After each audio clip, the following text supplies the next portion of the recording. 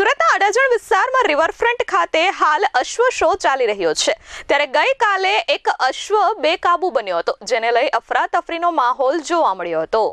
સુરતના અડાજણ વિસ્તારમાં તાપી નદીના કિનારે આવેલા રિવરફ્રન્ટ પર આયોજિત 7મા તાપી અશ્વ શો 2026માં એકાએક ભયનો માહોલ જોવા મળ્યો હતો। રમત પૂર્ણ થયા બાદ રાઇડિંગ દરમિયાન કબીર નામનો અશ્વ અચાનક બેકાબુ થઈ જતા દોડધામ મચી ગઈ હતી। સદનસીબે આ ઘટનામાં કોઈ મોટી જાનહાનિ થઈ નથી, પરંતુ ઘોડાના સવારને સામાન્ય ઈજાઓ પહોંચી છે। રાઇડિંગ દરમિયાન ઘોડો મિસ હેન્ડલ થતા તે એકાએક ભાગવા લાગ્યો હતો।